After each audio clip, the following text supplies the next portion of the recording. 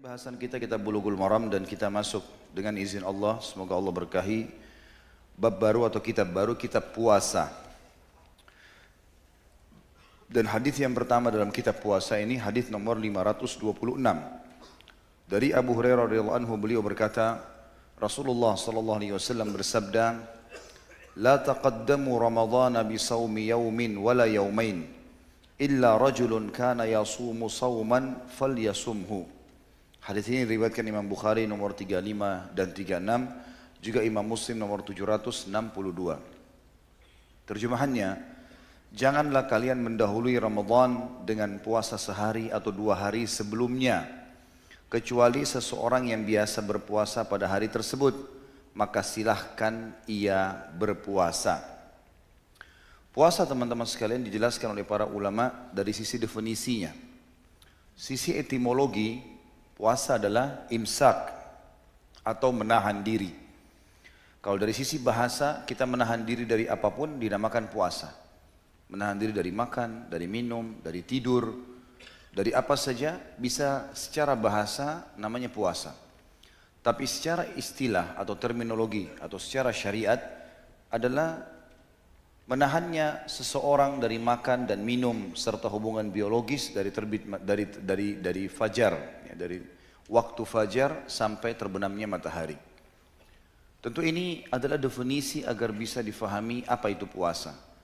Dan puasa bagi seorang muslim adalah rukun. Kalau puasa yang wajib Ramadan adalah rukun Islam dia yang keempat, dan wajib dia untuk memenuhinya. Tidak boleh dia meninggalkan tanpa udzur syar'i.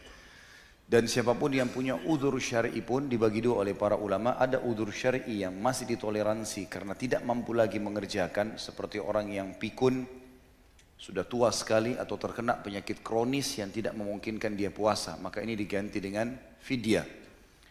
Memberi makan orang pada setiap harinya, ukurannya, takarannya sama dengan zakat fitrah, 2,5 kilo beras. Tinggal dikali berapa hari dia tidak puasa. Atau dia punya udzur yang sebenarnya udzur itu dia masih bisa gantikan puasa itu di hari lain, seperti haid, seperti musafir, sakit yang ringan bukan kronis. Maka ini tentunya masuk dalam udzur yang dibolehkan, tapi dia harus menggantinya sebagaimana Allah katakan dalam Al-Quran, A'udzubillahi minasyaitonirrajim, fa'iddatum min ayyamin ukhar. Dia harus ganti dengan waktu yang lain. Hadis kita yang pertama dalam bab puasa diangkat oleh Ibnu Hajar rahimahullah adalah hadis tentang larangan mendahului Ramadan dengan puasa sehari atau 2 hari. Biasanya dikenal dalam ilmu hadis dengan hari syak, hari yang diragukan. Udah masuk belum Ramadan nih? Seperti itu. Karena biasanya masih perselisihan di antara ahli hilal yang melihat bulan, maka diragukan. Ini tepatnya 1 hari atau 2 hari sebelum masuknya Ramadan. Tentu ini dilarang, hari syak, lebih baik seseorang tinggalkan. Dan penutupan hadis berbunyi, kecuali seseorang yang biasa berpuasa pada hari tersebut, maka silakan dia berpuasa. Maksudnya, ulama hadis bilang, kalau misal dipertimbangkan Ramadan masuk hari Rabu, dan kemungkinan besar seperti itu hari Rabu. Kemudian ada orang yang biasa puasa Senin Kamis, berarti 2 hari sebelum Ramadan, sebelum tanggal 1 Ramadan, hari Senin, dia biasa puasa Senin ini. Maka di sini dia boleh berpuasa, karena rutinitasnya dia berpuasa. Tapi kalau selain ini tidak boleh, termasuk ulama memasukkan tidak bolehnya membayar hutang di waktu itu.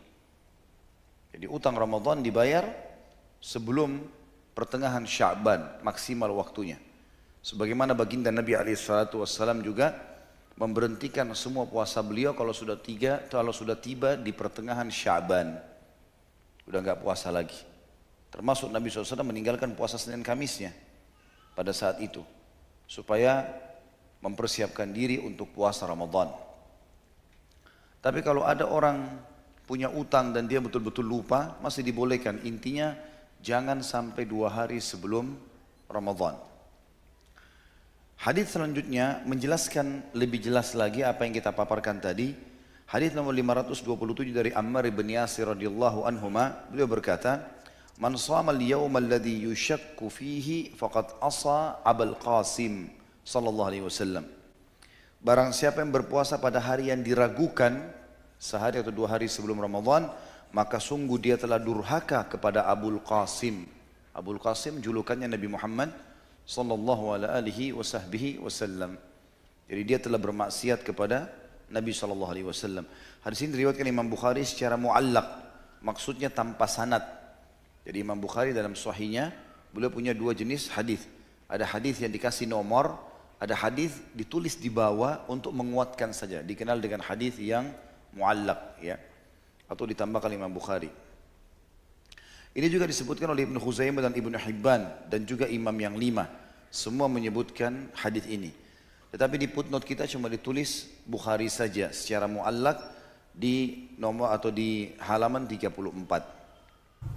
Alhamdulillah.